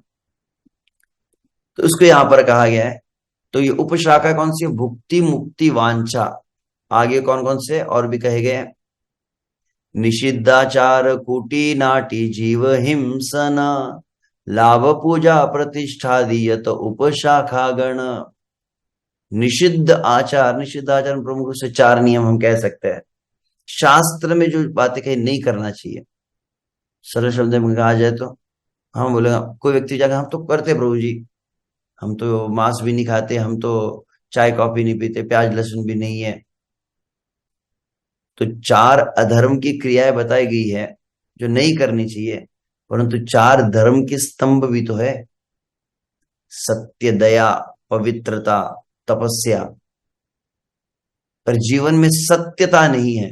हाँ, भले आप जुआ नहीं खेल रहे, परंतु सत्यता अगर नहीं हो तो वह भी निषिद्ध आचार में आता है। तो यह आपके भजन को ब्लॉकेजेस है जो आगे बढ़ने नहीं देंगे, आपको ब्लॉक कर देते हैं, हार्ड ब्लॉकेज होता है ना। तो निषिद्ध आचार जो है, आप कितना भी भजन कर रहे हैं तो रिजल्ट एक्सपेक्टेड मिल नहीं रहा है, तो समझना चाहिए कुछ तो भी है जो एग्जैक्टली जो मुझे नहीं करना चाहिए वो मैं कर रहा हूं। तो निषिद्धाचार कुटी नाटी। कुटी नाटी मतलब इसको कपट कहा जाता है, डुप्लीसिटी कहते हैं, दोगलापन। कुटी नाटी मतलब जो भक्तों की संगति में है तो भक्ति का अभ्यास है, परंतु जो भक्तों की संगति ना हो तो संसार में गलत क्रिया की, पाप प्रवृत्ति की, भोग प्रवृत्ति की भी भावना बनी रहती है। तो यहां पर राम और वहां पर काम दोनों साथ में चल रहा है। जैसे दो, श्रील प्रभुपाद कहते हैं, Krishna consciousness and sense gratification goes ill together. इसका अर्थ क्या होता है कि कृष्ण भावना और इंद्रिय भोग साथ साथ में नहीं चल सकते। 2 नावों में पैर रखकर आप नहीं चल सकते। तो इस तरह की अगर प्रवृत्ति रहती है तो वहां फिर व्यक्ति जैसे 2 नाव में पैर रखेगा तो स्वाभाविक है उसका एक्सीडेंट हो जाएगा। तो निषिद्धाचार, कूटी नाटी और जीव हिंसन, जीवों के प्रति हिंसा करना। मैंने कुछ 4 दिन पहले मैं इस शब्द कह रहा, जीव हिंसा अर्थात क्या होता है? जीव हिंसा मतलब मांस भक्षण आदि है, तो जीव हिंसा ही, किसी जीव को मारना यह भी है। आपके शरीर, आपके वाणी से, आपके मन से ऐसी कुछ क्रिया हो जो अन्य जीव को कष्ट का कारण बन गई, ऐसा कुछ बोल दिया। अनुद्वेगम करम वाक्यम सत्यम प्रहितम चेत स्वाध्याय चैव वांगमयम तप उच्यते। भगवान गीता में वाणी की तपस्या जो है, प्रथम अनुद्वेगम करम वाक्यम, ऐसा कोई शब्द यदि हो जाए जो अन्यों के मन को कष्ट दे तो अनुद्वेगम। सत्यम, प्रियम, हितम, वाणी के 4 जो विशेषण बताए गए, अनुद्वेगम, सत्यम, प्रियम, हितम। और पांचवा बात है स्वाध्याय व्यसनम चैव। जैसे आप बिल्डिंग बनाते, बिल्डिंग कंस्ट्रक्शन में क्या आवश्यक है? बोले बिल्डिंग कंस्ट्रक्शन में फाउंडेशन बहुत जरूरी है। वाणी का फाउंडेशन क्या है? बहुत सुंदर लगा मुझे। वाणी की पवित्रता कैसे होती है? जब वाणी शास्त्र का आधार लेकर ही प्रयोग की जाए तो उसको कहते वाणी पवित्र रहती है। बहुत अच्छा लगा मुझे शब्द जो मैंने सुना था। दृष्टि पवित्र कैसे रहती है? वाणी पवित्र। श्लोक है, आगे भविष्य में बताएंगे हम। तो दृष्टि को जब केवल आप जिस मार्ग पर चल रहे हैं भूमि की ओर रखा जाए तो दृष्टि पवित्र रहती है। जल को वस्त्र से पवित्र किया जाता है। मतलब पहले एकदम आप देखोगे लोग जो पानी भी छान के पीते थे ना, ऐसा वस्त्र को लगा कर फिर पानी को पिया जाता था। जल की पवित्रता वस्त्र से, दृष्टि की पवित्रता भूमि से, और वाणी की पवित्रता शास्त्र से। ऐसा वहां पर कुछ है। और एक शब्द और एक था, मन की पवित्रता चरित्र से। हाँ, लगभग शायद ये चार बातें उसमें श्लोक में आती है। शायद चाणक्य का होगा, मुझे एग्जैक्टली पता नहीं। उसमें चार बातें। तो जो भी हो, तो आपकी वाणी यदि शास्त्र के अंतर्गत ही होनी चाहिए, शास्त्र से कुछ भिन्न बात न कहे, तो फिर तो आप अपने शब्द से किसी को कष्ट पहुंचाना ये जीव हिंसा में आता है। मांस भक्षण आदि भी जीव हिंसा में आता है। और एक जीव हिंसा कौन सी है? कोई जीव है और वो जीव भगवान श्री कृष्ण के मार्ग में लग गया है, भगवान श्री कृष्ण की और वह चल रहा है। मान लीजिए कि श्री कृष्ण यहाँ पर, जीव श्री कृष्ण की तरफ चल रहा है, वो साधना कर रहा है, वो भगवान की सेवा कर रहा है, परंतु उसके भगवान श्री कृष्ण के मार्ग को जो ब्लॉक कर देता है, उस सेवा से, उसको साधन से जो दूर लेकर जाता हो, उसकी सेवा को, साधन को अगर जो छीन लेता है या उसको सेवा को रोक देता है, तो ये भी जीव हिंसा में आता है। तो ऐसे बहुत कुछ बातें बताई गई है। तो निषिद्धाचार, कुटी नाटी, जीव हिंसा और लाभ पूजा प्रतिष्ठा, कि आप भक्ति करके, भक्ति के द्वारा यदि कुछ ऐसे लाभ प्राप्त करने जाते हैं। मोरे अभिलाष अमेरिका दियो वास, नए ने हेरी वो सदा रशियन रूप राशि। तो इस तरह का जो भावना है कि कुछ संसार के सुख और भोग की कामना, लाभ, पूजा, लोग मुझे आदर करे, सम्मान करे, मुझे माला प्राप्त हो, प्रतिष्ठा, यह सब होता है तो आपकी भक्ति बढ़ ही नहीं पाती है। जैसे मान लीजिए गाड़ी न्यूट्रल में हो, आप कितना भी एक्सीलेटर दबाते रहे, वो गाड़ी आगे नहीं चलेंगी। तो यह भजन को ब्लॉक करने वाले बातें बताई गई है। तो आगे इसीलिए कहा गया है सेक जल पाइया उप शाखा बाड़ी जाए। सेक जल पाइया मतलब आप श्रवण, यहाँ पे भक्ति में आप जब छोड़ नहीं दिया आपने, आप जब भी कर रहे हैं, आप कीर्तन भी करते हैं, आप संडे प्रोग्राम में भी आ रहे हैं, यहाँ तक कि आप मॉर्निंग प्रोग्राम भी अटेंड कर रहे हो, परंतु आप सावधान नहीं है, आप जप में सतर्क नहीं है, आप अध्ययन में सतर्क नहीं है, आप भक्तों की सेवा करने में सतर्क नहीं है, सभी भक्तों के प्रति आदर भाव करने में सतर्क नहीं है, निंदा करने में सतर्क नहीं है। If you are not attentive. Chatush Kumar का जो श्लोक तो यहां पर है कि जहां पर वो कहते हैं असावधानी को मृत्यु कहा गया है वहां पर। तो सेक जल पाइया, जल मतलब यहां पर श्रवण कीर्तन, भक्ति के नियम है, कर रहे हैं परंतु सतर्कता नहीं, तो क्या होगा? उपशाखा बाड़ी जाए। ये जो उपशाखा है मतलब मेन वृक्ष के चारों तरफ जो घास उग गई थी, वो घास सब पानी खींच रही है। आप कीर्तन कर रहे हैं और बाहर से दिख रहा, वाह वाह वाह, बहुत सुंदर, तिलक भी प्रभु जी का सुंदर होने लग गया है, प्रभु जी को दीक्षा भी हो गई है, तो और बाहर से फिर पोस्ट पोजीशन भी मिलने लगती है। तो धीरे धीरे बहुत कुछ उपलब्धियां बाहर की दिखने लगती है, परंतु अंदर से खोखला होने लगता है, क्योंकि मेन भक्ति तो बढ़ी नहीं थी। तो उसे कहा जाता है उपशाखा बाड़ी जाए, स्तब्ध हैया मूल शाखा। और मूल शाखा जो स्तब्ध हो गई, ब्लॉक हो गई, बाड़ी ते ना पाए। वो बढ़ नहीं पाती है। तो इसीलिए क्या करना चाहिए? प्रथमे उपशाखार करे छेदन। तो इसीलिए वहां पर विश्वनाथ चक्र ठाकुर माधुर कादम्बरी ने इसको डिटेल में बताया। ऐसे आदो श्रद्धा, श्रद्धा जो है शुरुआत से शुद्ध श्रद्धा होनी चाहिए। शुद्ध श्रद्धा कैसे होती है? सही भक्ति में जब हमको मार्गदर्शन मिलता है, सही प्रशिक्षण जब प्राप्त करते हैं।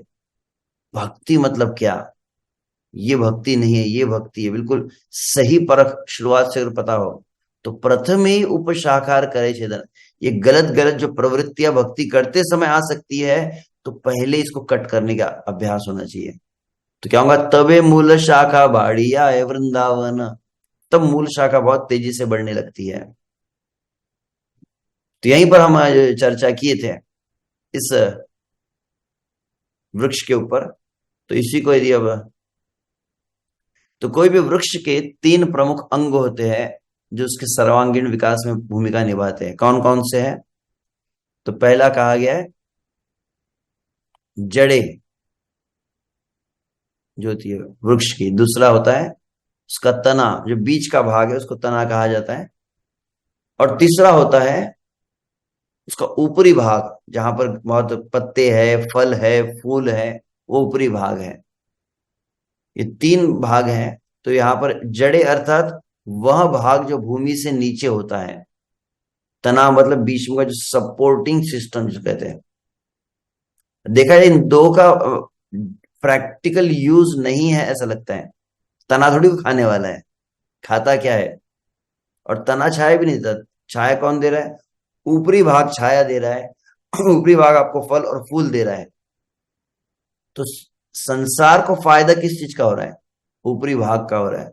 परंतु ऊपरी भाग से फायदा कब मिलेगा? जब पहले 2 चीजें भी ध्यान दी जाएंगे। पहली 2 चीजों को ध्यान न दिया जाए तो तीसरा चीज रिजल्ट देने नहीं वाला है। तो इंटरनल एक्सटर्नल ध्यान रखना चाहिए। तो जड़े मतलब क्या है? तो पर्सनल स्पिरिचुअल नरिशमेंट, व्यक्तिगत आध्यात्मिक पोषण, यह है हमारी जड़े। सपोर्टिव लाइफस्टाइल कहा जाता है। तना मतलब क्या? तो सहायक जीवन शैली। और तीसरा है प्रचार और शिल प्रभुपाद के मिशन की सेवा। तो संसार में जो सेवा अन्यों को जो दे रहे हैं, अन्यों का जो लाभ पहुंचा रहे हैं, वो वृक्ष का ऊपरी भाग होता है। तो एक एक हम देख लेंगे। जड़े है, तना है, ऊपरी भाग है।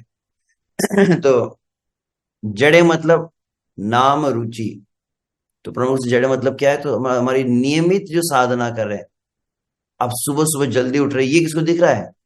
सुबह आप माला जप कर रहे, किसी को दिख रहा है? आप अपने घर में बैठ के भागवतम को पढ़ रहे हैं, किसी को दिख रहा है? आप अपने घर में जो भगवान की सेवा कर, किसी को दिख रहा है? कुछ ऐसी क्रिया है जो नियमित आप कर रहे हैं, जो आपको पूरी मजबूत बना रही है। वो दिखता नहीं है किसी को, और दिखाना भी नहीं है उसको, परंतु वही मेन चीज कार्य करती है। और देखा विशुभ से, मैं एक वक्त से बात कर रहा था, मैंने कहा कि देखा गया है कि मंदिर में बहुत सारे यूथ्स आते हैं, युवा भक्त बहुत सारे आते हैं। फिर क्या किया गया? लगभग ये 2000 की बात है, 2000 में। मुझे याद है 99 में जब मैं पूना में था, 99 में, उस समय राधेश्याम प्रभु जी जब यूथ प्रीचिंग करते थे, और उस समय सैटरडे आईवाईएफ मीटिंग होता था। पता नहीं कितना को पता है, वो पूरा एक सीरीज था रिकॉर्डिंग, जो अभी तो रहा ही नहीं। वो काफी कुछ कैंप्स आ गए, वॉइस कैंप्स, बहुत कुछ हुआ। परंतु उस समय 99 में क्या होता, सबसे मेन चीज होती सैटरडे आईवाईएफ मीटिंग शाम की रहती थी। तो शाम की उस आईवाईएफ मीटिंग को बहुत अच्छी तरह से आयोजन किया था, और सैकड़ों विद्यार्थी आते थे पूना से, पूना अलग अलग कॉलेज से आते थे। और वो आके राधेश्याम प्रभु बहुत बढ़िया लेक्चर होता था, एक एक अलग टॉपिक रहते यूथ के लिए, बहुत इंस्पायर होते थे। और फिर अगले शनिवार को होता था। अब देखा गया शनिवार के शनिवार क्लास हो रहा है, और संख्या बहुत बड़ी है, परंतु कोई भी गंभीर नहीं हो रहा है भक्ति में, बढ़ ही नहीं रहा है। तो थोड़ा ध्यान दिया उन्होंने, क्या किया जाए। तब उन्होंने एक प्रकार किया है। पहला प्रयोग क्या था?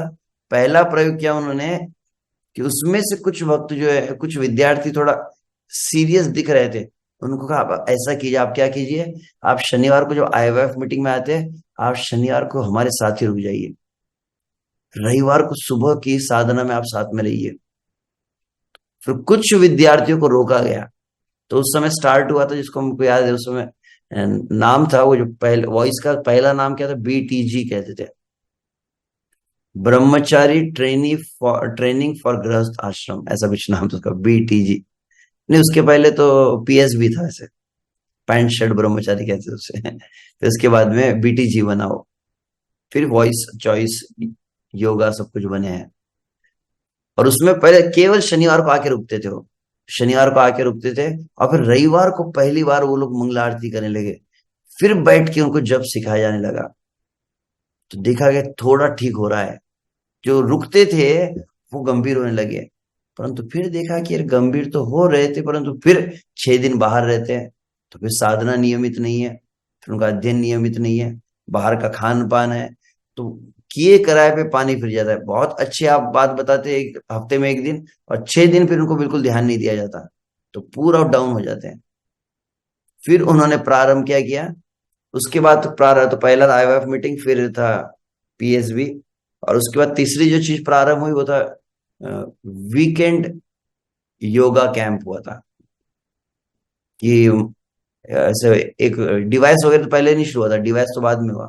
तो डिवाइस का एक भाग था कि कैंप, योगा कैंप ऐसा कुछ होता था। तो फिर उसमें शनिवार रविवार 2 दिन रुकने कहा गया।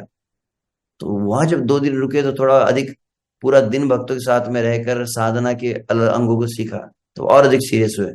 फिर भी देखा गया कि फिर भी उतने गंभीर नहीं होते।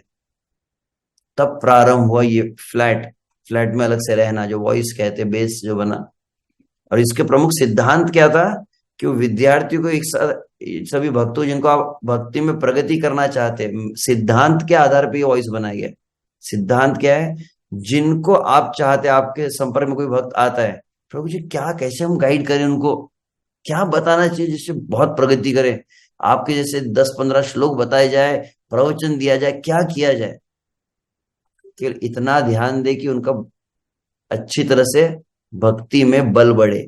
और भक्ति में बल कैसे बढ़ता है, नियमित भोजन करने से, नियमित आध्यात्मिक भोजन, मतलब उनको लाइफस्टाइल जब सिखाई जाती है दैनंदिन साधना की, सुबह जल्दी उठना है, ब्रह्म मुहूर्त में इतना जप करना, ये सब जब क्रिया अच्छे से सिखलाई जाती है, तो इसको जो कहा जाए साधना।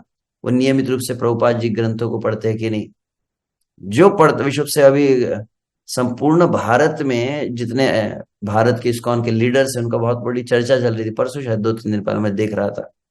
बहुत आवश्यक है, जब पहले प्रारंभ से ही भक्त जो आ जाते हैं, उनको अभ्यास बनाया जाए शिल प्रभुपाद जी ग्रंथों को पढ़ने का। देखा गया है जो शिल प्रभुपाद जी ग्रंथों को जो पढ़ता है, वो किसी भी अवस्था में कभी भी भक्ति मार्ग को छोड़कर नहीं जाएंगे, ये पक्का हो जाता है, क्योंकि बहुत स्ट्रांग फाउंडेशन का बन जाता है। और साथ में तो ये जड़े यह है, तना क्या है, तो वैष्णव सेवा, सदाचार संबंध। साधन आप करते, स्वाध्याय करें, परंतु साथ में सेवा न हो। साधन स्वाध्याय बिना सेवा के साक्षात्कार नहीं ला पाती है। साधन स्वाध्याय बिना सेवा के, बिना वैष्णोचित संबंध सदाचार के दैन्यता को प्रकाशित नहीं करता है। अब अकेले बैठ के जप कर, अकेले बैठ के जप करते करते संभावना रहती है कि अहंकार आदि हो सकता है, परंतु जब भक्तों की संगति में रहते, भक्तों की संगति में जो सेवा आदि की जाती है, तो सेवा के लिए विशेष रूप से क्या होता है, we have to follow someone, हम किसी के अनुगत्य को स्वीकार करते हैं। तो इसमें फिर वहां अहम का नाश होता है, फिर नम्रता बढ़ती है। और साथ में जीव दया, जिसके अंतर्गत विशेष रूप से प्रचार कार्य है, अपने वर्ण आश्रम के अनुसार भी। तो वर्ण आश्रम भी मैंने लिखा है। वर्ण आश्रम मतलब मान लीजिए कोई गृहस्थ है, तो उसका अपने पत्नी के बच्चों का ध्यान रखना, उनके कृष्ण भावना में उनको प्रगति में सहायक करना, यह उनका कार्य है। अगर कोई ब्राह्मण है तो ब्राह्मण के अनुसार वहां कार्य करना, प्रचार आदि करना, भगवान की अर्चना आदि करना। अपने अपने वर्ण और अपने आश्रम में अच्छी तरह से स्थित होना, यह भी ये ऊपरी भाग कहा गया है। तो इसी को मैं ऑलमोस्ट क्विकली फिनिश, मैं पढ़ लेता हूँ केवल यहाँ। तो जड़े क्या है, तो फिर नाम रुचि, ये वास्तव आध्यात्मिक पोषण है। ये सब बातें मैं कह चुका हूं, तो इसको अभी अधिक विस्तार से हम सभी को दिखाए तो जड़ें दिखती नहीं है परंतु सबसे महत्वपूर्ण है। उसी प्रकार हमारा जप शास्त्र अध्ययन श्रवण दिखता नहीं है परंतु सबसे महत्वपूर्ण है। साधना भले ही बाह्य रूप से दिखाई दे परंतु हमारी भक्ति प्रामाणिकता एकाग्रता देखी नहीं जा सकती। अवर सिंसियरिटी, अवर ऑनेस्टी और फोकस को बैठ के बिल्कुल ऐसा कर सकता है। भक्ति का भी दिखावा किया जा सकता है। बहुत अच्छे से तिलक लगा के बहुत बढ़िया धोती कुर्ता पहन रहा है, तो क्या सही में वो श्री कृष्ण को चाहता है? एक वक्त ने बहुत सुंदर बात कही कि शुद्ध भक्ति का कोई अभ्यास कर रहा है, मान लीजिए सब नियम, मंगलारती करता है, जप करता है, सब नियम को पालन कर रहा है और हर चीज को अच्छी तरह से कर रहा है। क्यों कर रहा है? शुद्ध भक्ति करना है। शुद्ध भक्ति क्यों कर रहा है? शुद्ध भक्ति इसलिए करना है कि शुद्ध भक्ति करने के बाद संसार में सबको पता चल जाए कि मैं शुद्ध भक्त हूं। तो चूक गया बोले, कर तो रहा था शुद्ध भक्ति, बोले इसलिए नहीं कि कृष्ण को पता चले, कृष्ण को सुख मिले, श्री कृष्ण के चरणों के आश्रय प्राप्त हो, ये नहीं, संसार मुझे जान ले। अत्यंत सूक्ष्म बात है ये, परंतु यह भी ध्यान देना पड़ता है। तो यह जब हमारा श्री कृष्ण अंतर्गत व्यक्तिगत संबंध है, बिना गहरी जड़ों के परिणाम क्या होगा? वृक्ष खोखला हो जाता है, कमजोर हो जाता है, सूख जाता है और अंत तक गिर जाता है। तो अगर आप साधना पर जो ध्यान नहीं देंगे, अच्छी तरह से जड़ें मजबूत नहीं हुई, तो फिर ऐसे खोखला कमजोर हो जाएगा। जब केवल बाहरी दिखावे की भक्ति करते हैं तो अंतर जड़ें कमजोर होकर दिख जाती है, तो आखिर में वृक्ष भी सूखने लगता है, दिखता है वो वक्त हमेशा ड्राई ड्राई रहता है।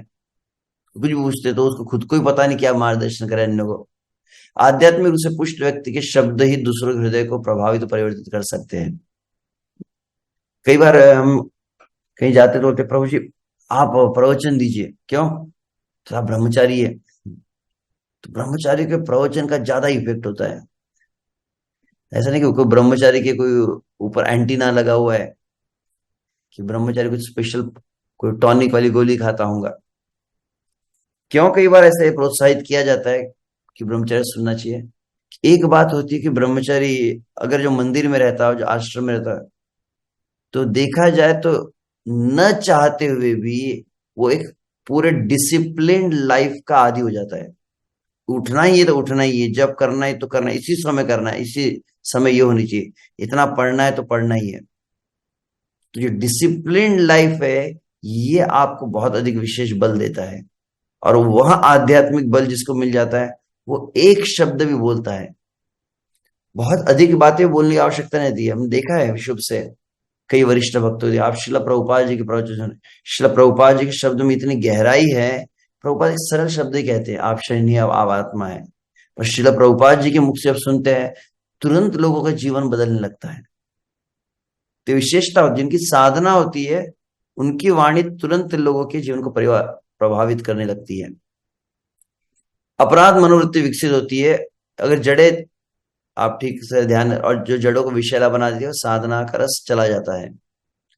संपूर्ण वृक्ष का विकास जड़ों पर निर्भर करता है, अतः बहुत ध्यान से और नियमित रूप से उसका सिंचन और पोषण करना चाहिए, रेगुलरली अटेंटिवली, जिसको रूप गोस्वामी क्या गए, किंतु आदरात अनुदिनम खलु सैव जिष्ठा, उपदेशामृत में कहा है। दो शब्द है, आदरात, आदरात मतलब आदर पूर्वक, आदर पूर्वक मतलब बहुत ध्यान पूर्वक, और अनुदिनम उसको नियमित रूप से किया जाए। अगर नहीं किया तो ऐसी हालत होगी कि उपशाखा बढ़ने लगे, आप पानी दे रहे हो, पानी देने से क्या हो रहा है, मेन वो पौधा नीचे रह गया है, दूसरा ही कोई पेड़ बढ़ रहा है जो अंततः आपको ही फांसी लगाने वाला है जड़ें गहरी और मजबूत कैसे होती है? गंभीर नियमित श्रवण कीर्तन से, मनन से और निधि ध्यासन। श्रवण, मनन और निधि ध्यासन, उसको अपने जीवन में आचरण में जब लाते हैं इससे बहुत मजबूत होने लगती है। श्रवणम मननम निधि ध्यासनम वंदनम, दैन्य भाव से भगवान से प्रार्थना करते हुए कृपा याचना करनी चाहिए। कुछ प्रभुपाद के वाक्य मैं केवल पढ़ लूंगा। जैसे अगर आपको एक अच्छा बीज मिलता है तो आपको इसे बोना होगा और थोड़ा थोड़ा पानी डालना होगा, फिर यह बढ़ेगा। इसी तरह जो कोई जो कोई भी परम सौभाग्य से कृष्ण भावना में आया है, उसने भक्ति सेवा के बीज को पाया, उसे नियमित जल सिंचन करना चाहिए। और वह जल क्या है? श्रवण कीर्तन जले करे सिंचन। यह जल सिंचन है। ये कृष्ण के बारे में सुनना और कहना, यह पानी के द्वारा सिंचन है। कक्षा में अनुपस्थित न रहे, प्रभुपाद जी का प्रवचन में से कह रहे, don't be absent in the classes. ये श्रवण कीर्तन विधि से भक्ति में सेवा के बीच के जल का सिंचन है। यदि आप इसे आधिकारिक बनाते हैं तो यह सबसे महत्वपूर्ण है। मेक इट फॉर्मल, मतलब ऐसे नियम पूर्वक सबको करवाना चाहिए। तो ठीक है, इसको तो हम पहले भी कह चुके हैं।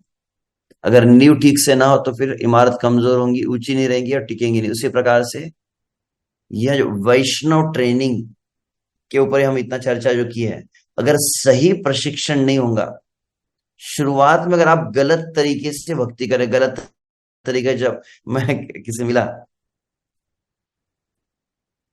बोले कितना माला होता है, बोले हो जाता है, वो नया नया व्यक्ति है और वो कहता है कि हो गया 20-25 माला हो जाती है। कितने देर में होती है? बोले हाँ, एक माला हो जाती है 1.5-2 मिनट में। तो मैं सुना तो मैंने बोला कि कुछ तो भी गड़बड़ हो रहा है। क्यों? क्योंकि उसने कहीं दूर से सुना था किसी को यूट्यूब पर कि हरे कृष्ण जपना चाहिए, अपने तरीके से जप रहा था। ध्यान दिया गया तो कुछ तो उसमें दोष था कि शायद वो पूरा महामंत्र एक मणि पे नहीं लेता था, सब कुछ तो होता था वो। और इस जो उच्चारण में काफी दोष थे। शुरुआत में अगर आप जो भक्ति कर रहे हैं, अगर आपको कोई सही तरीके से प्रॉपरली अगर आपने सीखा नहीं, तो जो गलत अभ्यास है वह बन जाती है आदत, जो बाद में बदलना बहुत कठिन हो जाता है। कुछ लोग आदत ही है। क्या आदत है? बोले माला हाथ में लिए और सो जाते। अरे, और उसके ऊपर उन्होंने कभी कुछ कोशिश ही नहीं की सुधरने की। तो क्या हो गया? वो जीवन की उनकी लाइफस्टाइल बन गई है। देखा गया इस्कॉन में कई बार देखा, कुछ भक्तों को जब करते नींद आती ही है। बोले क्यों आती है? क्योंकि उन्होंने कभी कोशिश की नहीं उसको जीतने की। आप कृष्ण को प्राप्त करना चाहते, जो सोवत है सो खोवत है, वो तो बहुत ही निम्न स्तर वही है। वास्तविक देखा जाए, जो जाड्य विक्षेप, जो लय विक्षेप और औदासीन्य, जो असावधानी पूर्वक जप के जो 3 प्रकार है, ये सबसे तमोगुणी ये चीज है। भूल जाओ तो भगवान, मतलब he is disconnected in his chanting. नाम से कनेक्शन हुआ ही नहीं उसका। क्या कर रहा है? सो रहा है तो जप में जो सो गया मतलब खत्म। हालांकि बिस्तर पे जाके सोने से तो अच्छा है कि भक्तों के बीच में बैठे बैठे डुलकियां खा रहा है, परंतु वो उसकी भक्ति बढ़ ही नहीं रही है, 1% भी बढ़ नहीं रही है। अगर जप में जो सो रहा हो तो उसके आगे नहीं बढ़ पाएंगी। तो बहुत सावधान रहना चाहिए प्रारंभ से ही। अभ्यास सही है कि हर चीज को ठीक से चेक करवाना चाहिए। मैं जप कर रहा हूँ सही कि नहीं, मैं पढ़ता हूँ सही कि नहीं, श्रवण करता हूँ सही कि नहीं। तो we should always have checking system. तो ट्रेनिंग का और एक पार्ट है जिसमें मैं कुछ बातें जो बताना चाहता था। प्रमुख रूप से पहली बात की, नियमित रूप से हमें जो भी क्लासेस रहेंगे, जो भक्त सीखना चाहते हैं, नियमित अटेंड इसको उपस्थिति रहनी चाहिए।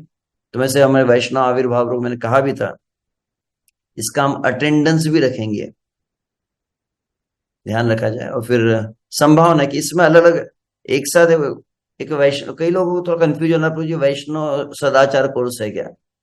वैष्णव ट्रेनिंग का पार्ट एक सदाचार है। इसमें कई बातें रहती है, साधना भी होती है, स्वाध्याय होती है। तो सभी अलग अलग एस्पेक्ट्स पर हम चर्चा करने वाले हैं। अलग अलग विषयों पर सीरीज रहेंगी। विश्व से, जैसे मैंने कुछ दिन पहले भी कहा था, राधेश्यामपुर ने कुछ अलग अलग सीरीज टॉपिक्स के लिए है, तो वह भी इसके अंतर्गत लिए जाएंगे। कुछ प्रभुपाद के ये सबसे प्रमुख, सबसे महत्वपूर्ण शिल प्रभुपाद का निर्देश है 1972 22 जून को, बॉइल द मिल्क जिसे कहा जाता है।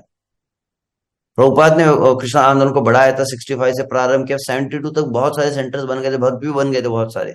तो प्रभुपाद ने तब कहा, मुझे यह देखकर बहुत खुशी हो रही है कि चीजें चल रही है, थिंग्स आर मूविंग। और जर्मनी में कई नए केंद्र खुल रहे हैं।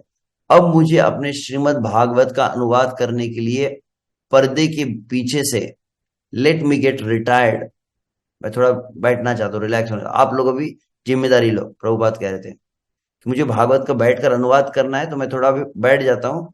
आप लोग अब, इसका मतलब यह है कि आप सभी नेताओं को, ऑल लीडर्स, लीडर मतलब वो कोई पॉलिटिशियन, नेता शब्द का अर्थ वो मत लीजिए, नेता मतलब लीडर्स जो लीड कर रहे हैं, सभी प्रचारक जो है, आप सभी नेता विशेषकर जीवीसी सदस्य को बहुत अधिक जिम्मेदार बनना होगा, और जो काम मैं कर रहा हूं उसे उसी स्तर पर करना होगा। जो प्रभुपाद जी ने स्टैंडर्ड बनाया उसी स्टैंडर्ड में रहना होगा। उसके लिए क्या आवश्यक है? प्रभुपाद जी कहते, इसलिए मैं चाहता हूं कि आप नेता मतलब आप जो लीडर्स प्रचारक है, विशेष रूप से भगवत गीता, श्रीमद् भागवत के दर्शन में बहुत अधिक लीन रहे। Get your self absorb, Prabhupada कहते थे, एब्जॉर्ब होना है, गीता भागवत के शब्दों को विचार करना चाहिए और स्वयं पूरी तरह से आश्वस्त और सभी संदेह से मुक्त हो जाए। Get free from all the doubts. इस मंच पर मतलब इसी धरातल पर, इस प्लेटफॉर्म पर जहां पे आप भागवत में तल्लीन हो गए, आपके सब डाउट्स क्लियर है, इस धरातल पर आप कार्य को संतोषजनक ढंग से आगे बढ़ा पाएंगे, हमको संतुष्टि मिलेगी, अब प्रचार बढ़ रहा है। लेकिन यदि ज्ञान की कमी है या भूलने की बीमारी है तो समय आने पर सब कुछ खराब हो जाएगा। इसलिए आपको विशेष रूप से भक्तों को दिन भर में यथासंभव हमारी किताबें पढ़ने के लिए प्रोत्साहित करना चाहिए। पहली चीज, प्रभुपाद डायरेक्ट कुछ इंस्ट्रक्शन है, भक्तों क्या करना चाहिए? टाइम निकालना चाहिए प्रभुपाद जी ग्रंथों पढ़ने, और उन्हें किताबों को समझने के बारे में अच्छी सलाह देनी चाहिए। तो ये जो ट्रेनिंग गाइडेंस है किस लिए? उन ग्रंथों को समझने के लिए, और उन्हें हर दृष्टिकोण से चीजों का अध्ययन करने के लिए प्रेरित करना चाहिए। Try to understand the same subject from different angles, भिन्न भिन्न दृष्टिकोण से उसको समझे, प्रेरित हो। इस प्रकार या तो उनके दर्शन पर चर्चा करके, मतलब जो भी दर्शन मतलब यहाँ पर सिद्धांत, फिलॉसॉफी को दर्शन कहा जा रहा है, तो फिलोसॉफिकल डिस्कशन और हरे कृष्ण जप। एक तो हम जब भक्तों के बीच में कुछ न चर्चा होनी चाहिए, आपने क्या पढ़ा प्रभु जी, आप कौन सी किताब पढ़ रहे हैं। एक समय था, मुझे याद है, अमोघला प्रभु, पहले भक्तों में चर्चा होती थी, कौन सी किताब पढ़ रहे हो आप, अच्छा कौन सा आपने भागवतम में कौन सा अध्याय पढ़ा है, आज क्या बात पढ़ी। एक परिवार में कई भक्त हो तो मिलकर आपस में चर्चा करनी चाहिए, आज मैंने कृष्ण पुस्तक में ये पढ़ा है। 10 बात में से एक लाइन तो कहे, आदत बने हमें श्री कृष्ण के विषय में बोलने की। तो या तो दर्शन पर चर्चा करे या हरे कृष्ण जप करके अपनी जिह्वा को लगातार निरंतर भगवान की सेवा में लगाकर, सच्चाई यह है, दिस इज द रियलिटी, क्या करना है? निरंतर जिह्वा लगी रहे, बोलते रहे, कुछ कृष्ण के विषय में बोले, भगवान की कथा बोले, कुछ श्लोक बोले। एक अलग उसमें याद है, जब शुरुआत में हमारे समय जब ट्रेनिंग होती थी, आजकल ये मोबाइल आदि कारण लोगों में बहुत अधिक डिस्ट्रैक्शन हो गया है, लोगों की भजन की तीव्रता है बहुत ही ढीली पड़ गई है। पहले हमें याद है जब वो स्टिल रिमेम्बर 2000 में हम ज्वाइन हुए थे, उस समय भक्त क्या करते, हमेशा कुछ ना कुछ उनकी डायरी रहती, उसमें एक श्लोक लिखे रहते थे, टाइम मिला तो कुछ श्लोक याद करते रहेंगे, बीच बीच में समय मिला तो कुछ कोई छोटी किताब रख के पढ़ लेते थे। अभी क्या हुआ, हालांकि वो बुरा मत मानिए, अभी हालांकि कल कुछ दिन पहले उद्घाटन हुआ है ट्रांसेंड, आपको मिला भी होगा ग्रुप्स में, प्रभुपाद जी के सभी बुक्स मोबाइल में ऑडियो के साथ में, मतलब आप पढ़ भी सकते। पर एक वक्त से मैं चर्चा कर रहा था एक वरिष्ठ वक्त से, कितना भी बोले किताब हाथ में लेकर जो पढ़ने में जो आपका चित्त स्थिर होता है वो अलग ही होता है। क्योंकि आप अब वो ट्रांसेंड देखेंगे, वो ट्रांसेंड देखते देखते, ट्रांसेंड में आप प्रभुपाद जी किताब पढ़ते पढ़ते क्या करेंगे, बीच में व्हाट्सएप देखने लग जाएंगे, फिर बीच में इंस्टाग्राम में चले, फेसबुक में चले जाएंगे। यंत्र रजोगुणी है तो उसमें रजोगुणी वृत्ति होती है, आपको विक्षेप में लेकर जाता है वो। भागवत अगर आप किताब लेकर खोले तो उसमें बीच में व्हाट्सएप थोड़ी आने वाला है। तो पहले ऐसा होता था कि पहले भक्त बहुत अधिक, एक एक समय क्या करूं, तो श्लोक करना है तो फिर मुझे याद करना है, मुझे ये पढ़ना है, मैंने ये किताब पढ़ ली, अभी भगवत दर्शन इस महीने की पत्रिका में कौन कौन सा आर्टिकल आया उसको पढ़ते थे। मुझे याद है उस समय, मतलब कॉलेज डेज में बीटीजी मैगजीन का मैं राह देखते रहता था, उसमें वो क्या क्या कौन कौन से नए आर्टिकल आए उसको पढ़ता था। ये लगभग 1900 की बात मैं कह रहा हूँ। और फिर मैं जाके स्टॉल पर से सिर्फ पढ़ने के लिए, प्रभु जी बेटी जी दीजिए, मैं एक दिन में पढ़ के वापस कर देता हूँ। मैं ऐसे मांगता था, उस समय खरीदता नहीं था, पर दे देते वहां पे भक्त जो थे। ऐसा यदि आप करेंगे, सच्चाई क्या है, कृष्ण स्वयं हमारे सामने प्रकट होंगे और हम समझ जाएंगे कि सब कुछ ठीक से कैसे करना है। ददामि बुद्धि योगम तम ये न माम उपयांति थे परंतु तेषाम सतत युक्ता नाम। तो फिर भगवान बुद्धि देते हैं, भगवान तुरंत उसको गाइड करते हैं और उसका भजन बहुत, भक्ति में बहुत तेजी से बढ़ने लगता है। अब हमारे पास इतने सारे छात्र हैं, इतने सारे मंदिर है, लेकिन मुझे डर है कि अगर हम इस तरह से बहुत अधिक विस्तार करेंगे तो कमजोर हो जाएंगे और धीरे धीरे पूरी चीज हीक हो जाएंगी। बिल्कुल दूध की तरह ग्राहक को धोखा देने के लिए हम उसे अधिक से अधिक पानी से पतला कर सकते हैं। थोड़ा पानी मिलाओ, पानी मिलाओ, पानी मिलाओ, धीरे धीरे क्या होगा, आखिर में पानी ही रह जाएगा और दूध ही खत्म हो जाएगा, ज्यादा पानी मिला दिया। लेकिन अंत में यह दूध नहीं रहेगा। बेहतर होगा कि अब दूध को खूब जोर से उबाले और उसे गाढ़ा और मीठा बनाए। यह सबसे अच्छी प्रक्रिया है, प्रभुपाद ने कहा यहाँ, बॉइल द मिल्क। आइए हम अपने भक्तों को अपनी पुस्तकों से, टेपों से हमेशा चर्चा करके कृष्ण भावना के ज्ञान में बहुत अच्छी तरह से प्रशिक्षित करने पर ध्यान केंद्रित करें और कई तरीकों से उन्हें सही प्रस्ताव में निर्देश दे। तो ये 6 बातें साधना सिद्धांत जो शिक्षा में, सदाचार, स्वास्थ्य, सेवा, संबंध, ये हमारे प्रमुख विषय रहेंगे। और इसी के अंतर्गत फिर अलग अलग रहेंगे। साधना के अंतर्गत फिर नाम जप के विषय में है, मॉर्निंग प्रोग्राम आता है, इंपॉर्टेंस ऑफ मॉर्निंग प्रोग्राम, कई बातें साधना में आएंगी।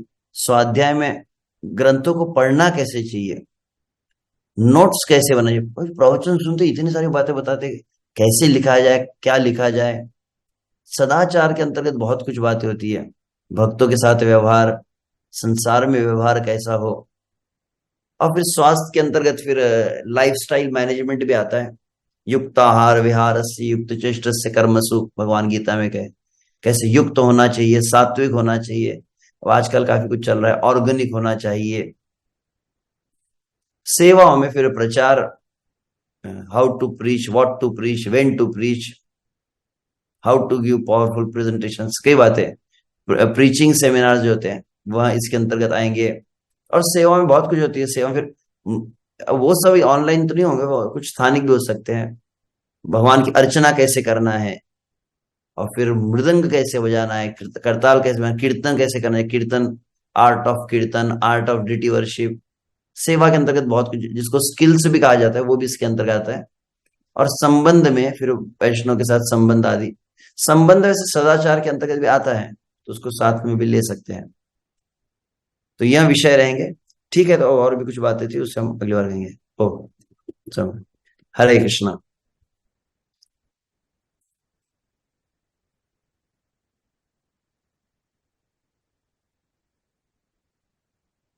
अच्छा अच्छा अच्छा अच्छा।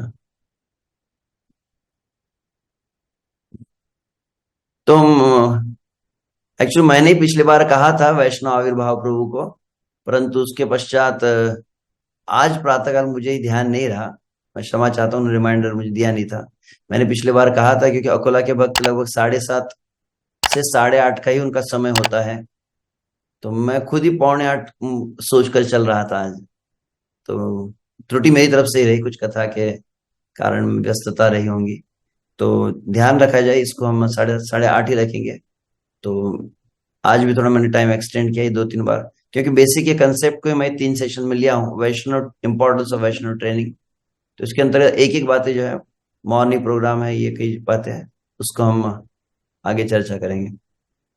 तो अभी यहीं पर विराम देते हैं आज की चर्चा को। तो अगले सत्र में हम आगे, तो अगला सत्र, एक मिनट एक मिनट एक मिनट, कुछ श्री कृष्ण जन्माष्टमी भी आ रही है जहाँ तो मुझे स्मरण है। तो अगले शनिवार कौन सा दिन है, तारीख? 2 तारीख है।